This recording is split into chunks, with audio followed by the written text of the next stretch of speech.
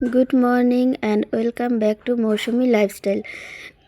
নতুন আরেকটি ভিডিওতে তোমাদের সকলকে স্বাগত জানাই। তো সকাল সকাল দেখো, আজকে সকাল না, এখন মোটামুটি 9টা বাজে।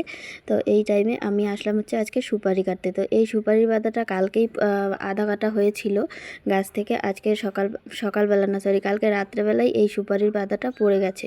তো আমরা সবাই ভেবেছিলাম সুপারি খোল পড়েছে, কিন্তু না, সকালবেলা গাছের তলায় গিয়ে দেখি এই সুপারিগুলোই পড়ে আছে। তো আমি এগুলোকে তুলে এনে রেখেছিলাম, এনে রেখে তারপর কেটে দেবো বলে এই তো এতক্ষণ অপেক্ষা করলাম, কারণ সুপারিগুলো একদম ভেজা ভেজা ছিল। তো এইগুলোর থেকে কুয়াশার জলটা শুকিয়ে গেছে, আর এখন হচ্ছে আমি সুপারিটা কাটছি। তো এই তো দেখো কত সুন্দর করে সুপারিটা কাটা হয়ে যাচ্ছে। আর ভিডিও দেখতে দেখতে প্রথমেই তোমরা সবাই চ্যানেলটা সাবস্ক্রাইব করে দিও, আর লাইক কমেন্ট শেয়ার করে সবাই পাশে থেকো। তো আমার সুপারি কাটাও হয়ে গেছে, রোদে দেওয়াও হয়ে গেছে। আর এই তো দেখো বৌদি এসেছে। বৌদি বলছে এই ব্যানারগুলো দিয়ে নাকি দরজা লাগানো যাবে। তো মা বলছে এত টাকা খরচা করে কি এখন ব্যানার দিয়ে দরজা লাগাবো। আর এই তো আমার মা ধান নাড়ছে। আর ওই দিকে দেখো আরেকটা ব্যানার আমি উপর করে দিয়ে ওটাতে ধান না, সরি, সুপারি নেড়ে দিয়েছি। এক পাশে কালকের সুপারিগুলো, ওগুলো আমি তুলে নিয়েছি সন্ধ্যাবেলা, আর আরেক পাশে আজকের সকালের কাটা সুপারিগুলো। তো সুপারিগুলো শুকাচ্ছে। তো শুকাক, আমি আসলাম ঘরে। ঘরটা মানে এলোমেলো হয়েছে, এলোমেলো বলতে শুধু এই জামা কাপড়গুলো, বাকি সব কিছু ঠিকঠাকই আছে। তো এই জামা কাপড়গুলোকে গুছিয়ে পরিষ্কার করে নিতে হবে।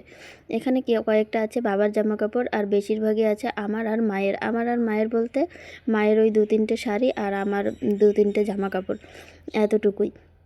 তো এই সোয়েটারটা আমি ভেবেছিলাম আর বের করব না, শীত চলে গেছে। তো সেই দিনকে পরশুদিন সকালবেলা এত পরিমাণ শীত লাগছিল যে আমি সোয়েটারটা বের করেই নিয়েছি। তো সুপারি কেটে এগুলো সব রোদ্রে রোদ্রে দিয়ে একটু বেলা করেই আমি এসেছি কাপড়গুলো গোছাতে, কারণ প্রচণ্ড অলসতা আমার লাগছিল। তো যাই হোক, কিছু জামা কাপড় গোছানো হয়ে গেল। তারপর আমার 2-একটা যেগুলো ছিল সেগুলোকেও গোছানো হয়ে গেল। এই তো মায়ের শাড়ি টাড়িও সব কিছু গোছানো হয়ে গেল, আর একটা শাড়ি শুধু বাকি আছে। তো এগুলোকে গুছিয়ে নিলেই এখন আমার কাজ করা শেষ হয়ে যাবে একদম।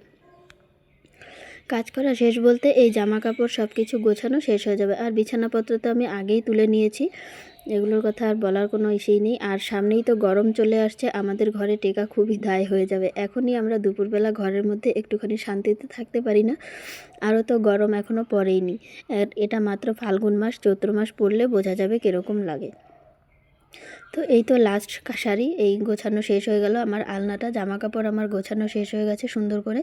শুধু এই চাদরটা ছিল লাস্ট শাড়ি, না সরি, এই আরেকটা শাড়িও রয়ে গেছে। মায়ের কয়েকটা শাড়ি তো মনে থাকে না সব কিছু। তো যাই হোক, মা এই কয়েকটা শাড়ি উল্টাপাল্টা করে বাড়িতে পরে। গরম পড়ে গেছে, এখন মা একটুখানি সব শাড়িগুলো নরম করার জন্যই এই কয়েকটা শাড়ি ওলটপালট করে পরছে, কারণ গরমের সময় তো এত মুচমুচে কালারের মুচমুচে শাড়ি পরা যায় না না। যাই হোক, জামা কাপড় আমার গোছানো অলরেডি ডান। তারপর অনেকটা বেলা হয়ে গেছে, আমি স্নান টান করে রান্নাঘরে এসেছি। তো রান্নাঘরে এসে এই তো দেখো, দাদা আজকে দুপুরবেলা আমার বাড়িতে চলে এসেছে। দুপুরবেলা ও যখন বাড়িতে চলে এসেছে, আর আজকে আমাদের রান্না হয়েছে, সকালবেলা মা রান্না করেছে মুগ ডাল, বেগুন ভাজি, আর হচ্ছে পাঁপড়। তো দাদা মুগ ডালও খাবে না, বেগুন ভাজিও খাবে না, সেই জন্য মা দাদার জন্য বাঁধাকপি ঘন্ট করেছে, আর হচ্ছে গিয়ে মিষ্টি কুমড়োর ডুগা, আলু আর ডাঁটা দিয়ে একটুখানি নিরামিষ ঝোল করেছে। আজকে তো আমাদের শনিবার, নিরামিষ। তো দাদা এখন এগুলো দিয়ে খাবে, আর মাও এই যে তরকারিটা নামিয়ে নিল, এখন মাও খাবে, আমিও খেয়ে নিচ্ছি। খেয়ে দিয়ে তারপর আবার সুপারিগুলো তুলব। স্নান টান তো করেই নিয়েছি আজকে। আর ওই দেখো দাদার গাড়িটা পেছনে আছে। দাদা যেহেতু আজকে তাড়াতাড়ি করে চলে এসেছে, ওর নাকি ভালো লাগছিল না আজকে দোকানে থাকতে। ও প্রায় দিনই বলে যে দোকানে আর একটানা দাঁড়িয়ে থাকতে ভালো লাগে না। তো হঠাৎ অনেক দিন পর আজকে বাড়িতে আসলো দুপুরবেলাটা। আজকে সারা এই যতটুকু টাইম আছে রেস্টই নেবে। তো এই যে সুপারি দেখো অনেকটাই মুচমুচে হয়ে গেছে, এখন এগুলোকে তুলবো, তুলে ঘরে রাখবো। আর সন্ধেবেলা যেগুলো খোসা সহকারে আছে ওগুলোকে সন্ধেবেলা আমি তুলে নেব, খোসাটা ছাড়িয়ে নেব, তাহলে সুন্দর হবে সুপারিটা। পরদিন নাড়ার জায়গাও হবে অনেকটা। আজকে নাড়ার জায়গা নেই, আজকে না, সরি, এই ব্যানারটা কালকে সকালবেলা নিয়ে যাবে। তো ওই খোসাসহগুলো তো অনেকগুলো হয়ে যাবে, নাড়ার জায়গা নেই। গত বছর তো আমাদের পুরনো টিন ছিল, সেই টিনে আমরা নেড়েছিলাম, কিন্তু এবছর তো আর টিন নেই। তো এবছর নাড়তে অনেক অসুবিধা হবে। তো যাই হোক, খোসা ছাড়ানোগুলো তোলা হয়ে গেছে, এখন খোসাওয়ালাগুলো এগুলোকে আলাদা করে রাখছি, সন্ধ্যাবেলা খোসা তুলে পরিষ্কার করে ফেলবো। তো এই সুপারি টুপারি তুলতে যা সময় লাগে, আমি একটু দুপুরবেলা আজকে শুয়েছিলাম, মানে ঘুম ঘুম ভাব লাগছিল। তো মা ধান টান সব কিছু নেড়েছে, মা এই যে উঠান টুঠান ঝাড় দিয়ে সব পরিষ্কার করে নিয়েছে। ওই দেখো পা দেখা যাচ্ছে মায়ের পেছন দিকে আমার, তো ওই দিকটাও মা ঝাড় দিয়ে নিচ্ছে, ঝাড় দিয়ে পরিষ্কার করে মা এতে এখন স্নান করবে। আমারও সুপারি তোলা হয়ে গেছে। আর চলো তোমাদেরকে দেখাই ব্যানারটা ঠিক কীরকম। ব্যানারটা হচ্ছে এটা পেছন দিকটা, আর এই হচ্ছে ব্যানারের সামনা দিকটা। এটা হচ্ছে বিনাকর্ষণে ভুট্টা চাষের প্রদর্শনী ক্ষেত্র।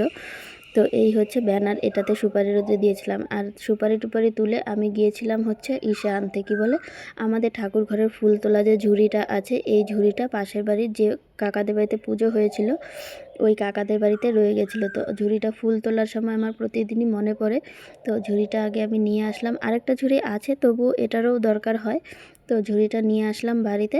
আজকের ভিডিও আমি এখানেই শেষ করছি। তোমরা সবাই ভালো থেকো, সুস্থ থেকো, দেখা হবে নেক্সট ব্লগে। আর চ্যানেলটা সাবস্ক্রাইব করে সবাই পাশে থেকো। টাটা।